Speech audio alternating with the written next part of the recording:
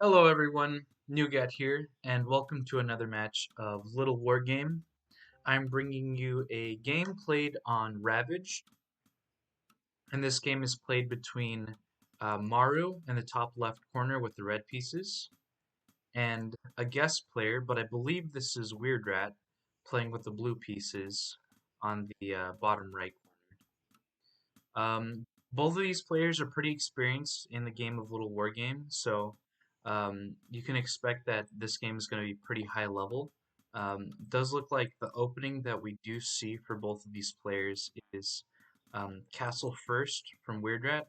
You know it's Castle First because he's not building his military building yet, but Maru is. He's going for a RAX opening.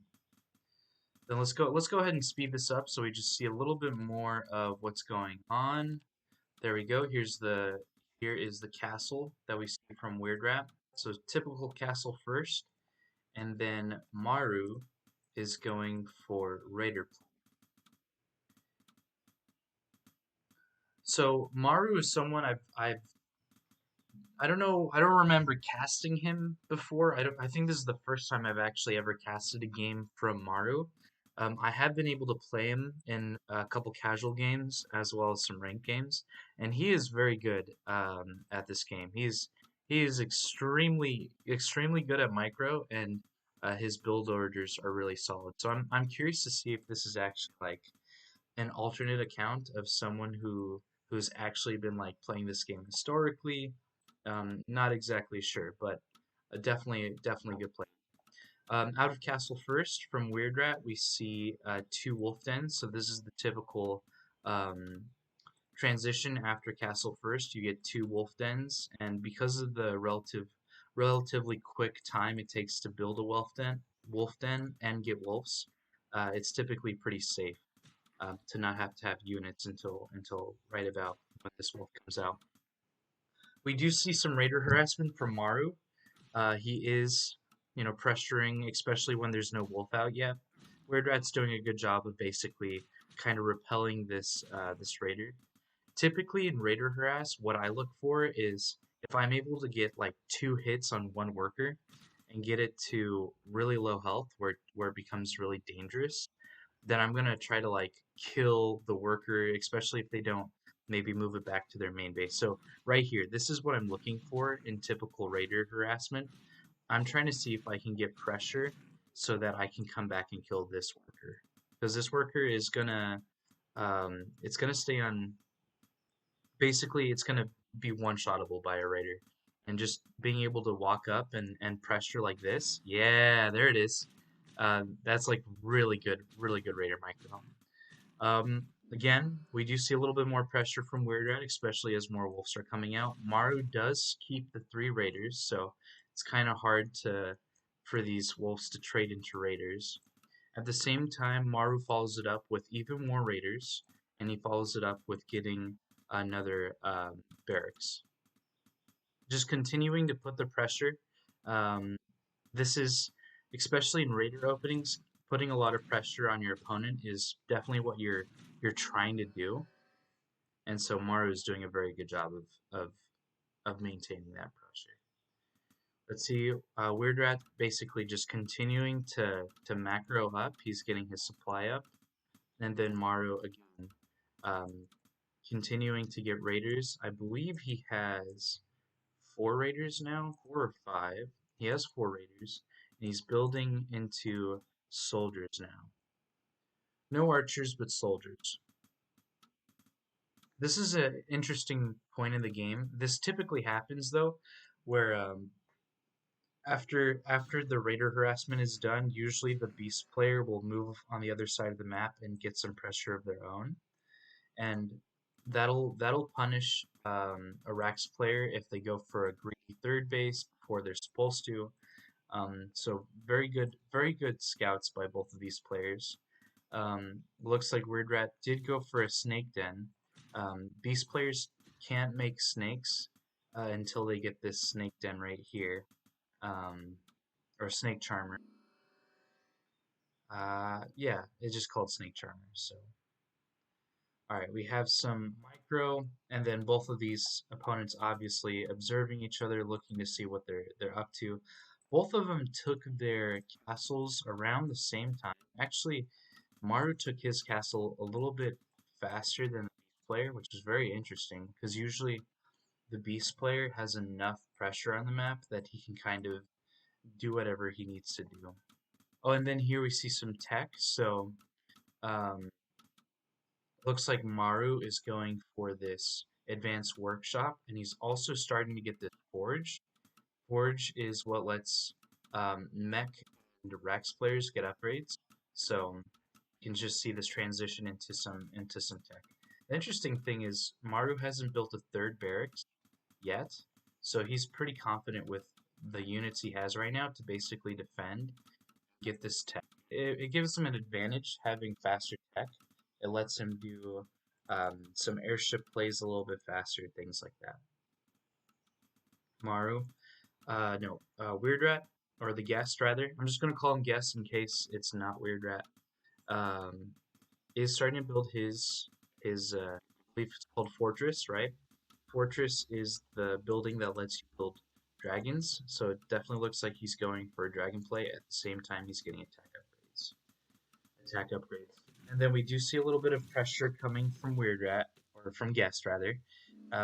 We do see this flank coming in, so soldiers are coming in kind of as like this force. That's kind of like a hammer and anvil tactic. You're flanking your opponent there um, with the raiders, and you're using the soldiers as the anvil, I guess. Yeah. Maru, we do see this drop coming in. So Maru has soldiers, or one soldier, three raiders, and a worker. Very curious to see how he uses this worker in this drop, and I think that's going to be a very important detail. At the same time, more barracks are coming up. So let's go ahead and see how this plays out. He drops the worker, so he manually dropped the worker because nothing else came out, and then now he's dropping onto his opponent's worker line. He's building a workshop because it's forcing his opponent to not be able to come into his own base. It's blocking his opponent there. So this workshop is good so that his opponent can get as much pressure on his worker line as possible. So that was a fantastic drop. Really, a lot of micro there, a lot of intense skill you need to be able to pull off building while moving your airship over to the worker line while dropping. A lot of impressive stuff. At the same time, it looks like Guest was trying to expand. Soldier basically repels that from happening. We have something very similar here with this wolf. Basically, if a worker tries to build a castle here, wolf will attack the worker automatically, and that'll basically stop uh, stop the worker from being able to get the castle if it's undefended, especially. Maru just left his airship here. He could always come back for another redrop if he wants. We also do see some dragons coming out now, so that's good. The guest player is teching up now. Then we see some basically scouting happening now. I don't think Maru is trying to make a drop, but I do think he's trying to scout at the very least. And his workshop is very low here, so I think he's going to be forced to drop his units. He wasn't able to get all of his units out, but he was able to get the raider out, which is very good. At the same time, we see one, two, three, four barracks coming out of Maru. We see a ballista coming out of Maru as well. He did scout these dragons. We are looking at Maru's vision now, so he sees the dragons, but he doesn't really see anything else on the map necessarily. Let's go ahead and take a look at Maru's vision. He is starting his fourth castle. Very curious to see when Maru decides to get a fourth castle. If he decides, or maybe as a player he waits to get to a certain supply and then he expands. But it looks like Maru is expanding now. He's sending this worker over here to get this castle. He's also sending soldiers out on the map to kind of check on his opponent's bases. And here we go. The scenario I was talking about where you put a worker next to a gold mine and it automatically attacks the worker.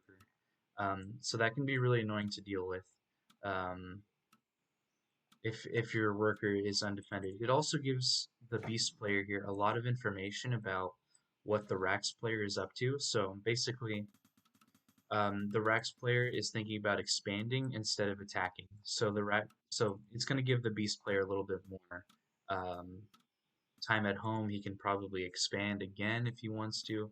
He's not too worried about an attack, basically. We do see these soldier run-bys. He does have upgrades, so he has this forge has basically been producing upgrades throughout the entire game. Currently, the upgrades that Rax player has is the following: so attack upgrade and upgrade, as well as the kind of cluster missile upgrade for like the ballista. At the same time, we do see a run by from Weird Rat, basically putting pressure on this third base that Maru has. Yeah, it's actually good that Weird Rat is putting pressure here because it forces Maru to move his army around, and then it also makes other locations vulnerable. So Weird Rat can obviously go back for the re-attack, probably kill a bunch of these houses, which puts Maru at a supply deficit.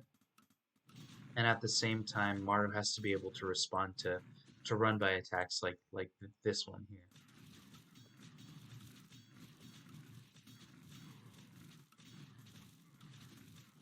Yep, we are just seeing the guest player attacking into the third castle here. This watchtower is going to be good for defending this run by, so that'll be good. I'm very curious to see. Ooh, it looks like something just died there. Oh, it looks like Maru just went for a soldier drop, and that's being answered by all these dragons here. So dragons will be able to pick up the soldiers fine. We also see that Maru's soldier was able to kill this soldier here. And at the same time, we can definitely tell that the game is speeding up because the guest is sending run-bys while also dealing with soldier harassment at home. So 4 bases, okay. Oh, also, we do see that the guest player is starting to tech up into these werewolves. Werewolves are fantastic beast units. They're very tanky. They have right now they have 6 armor total. I believe that means they take 6 reduced damage, but I'm not exactly sure. They posted patch notes really recently, kind of explaining how some of this how some of the armor details work. At the same time, Maru's going for run by. This is all happening while Maru was out on the map, so he doesn't have very many units at home to kind of deal with this. We do see the worker repair. Maru very fast with how he sent his workers to surround this ballista and repair it so that he could deflect these dragons. Ballista are the dedicated anti-air unit in Littlewargame, and they do a tremendous amount of damage to dragons and gyrocraft. Maru doing something very interesting where he puts these workers on hold command. Um, that way they don't get bonus damage from dragons for mining. Dragons do extra damage to workers that are mining, and so when they're not mining, they don't do that extra damage. So very good micro. It's also going for another expand. So this is something I've seen more frequently in the development of Ravaged AA4 specifically. Most players, or what I'd seen in the past was you could get this as your first base. Obviously, this is your first base. This is your second base. This is your third base. And then this would be your fourth base. All this is happening. I'm explaining all this while this run by is going. And then this would be your fifth base. What I've noticed is that a lot of players are now making this your fifth base. And I think the reason why this is probably the better fifth base versus this one in the corner is because this fifth base actually defends your fourth base.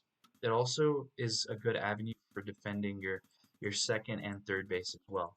Whereas if you had this as your 5th base, you could get attacked at your 4th base on the other side of the map through avenues like here and here. And then this is also extremely vulnerable through pathways from here into this area, also into this area. So I think it's very smart and very logical that the game has developed into making this the 5th base rather than this the 5th base. I think it's a very good idea. We do see the guest moving out, try to.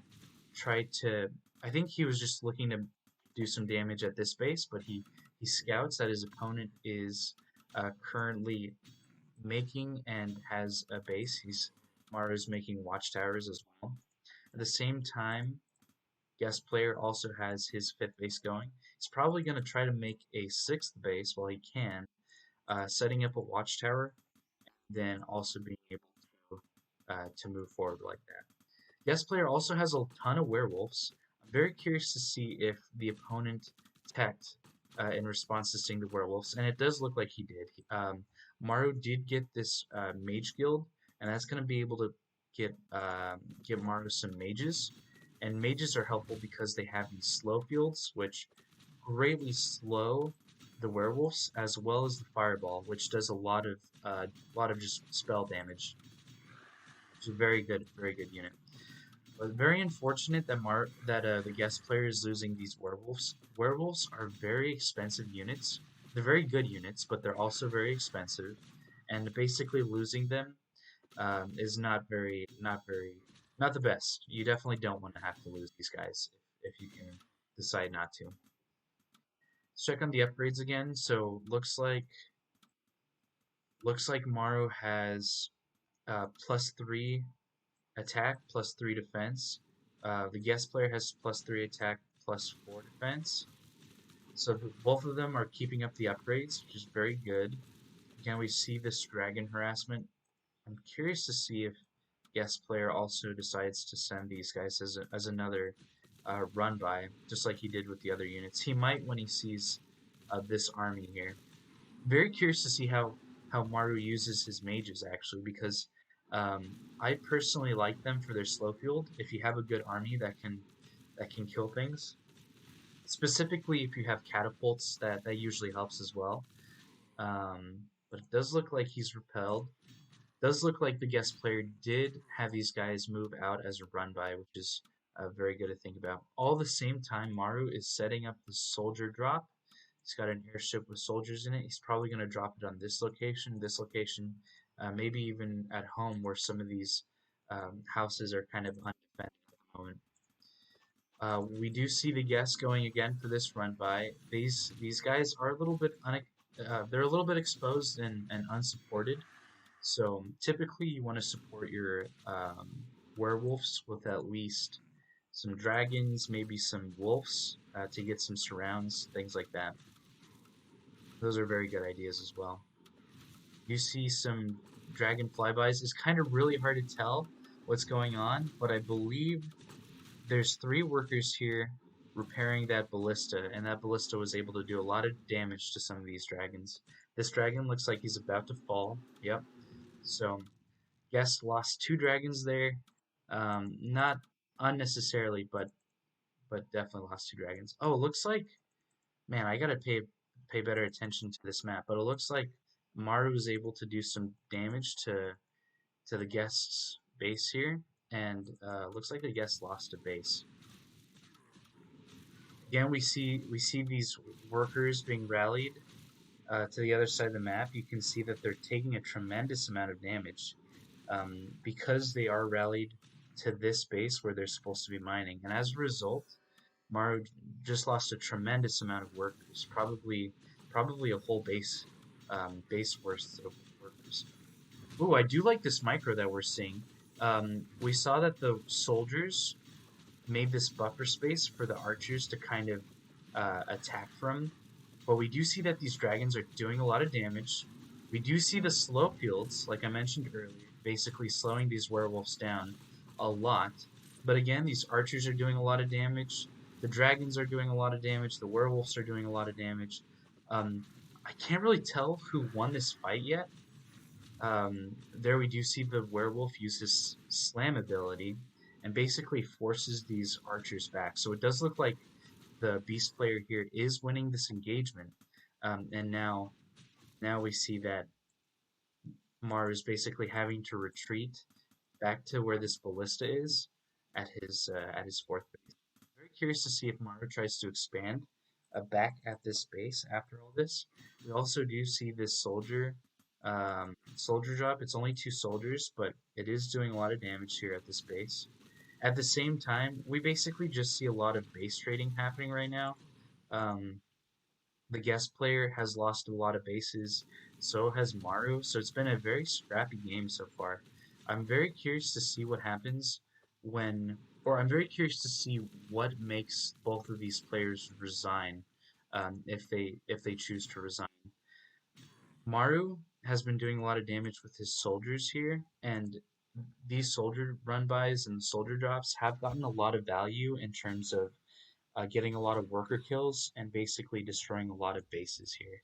So I'm very curious to see what Maru's income looks like at the moment. Oh, very low. Again, we do see these soldier run-bys, like I mentioned before, doing a lot of damage. Looks like the soldier is also matching up pretty well into the werewolf at this point. It's probably because Maru has a lot of upgrades now, and basically soldiers are kind of they're like really strong. They have a lot of defense, they have a lot of damage, and they attack relatively quickly. Their only drawback is that they have to be in melee.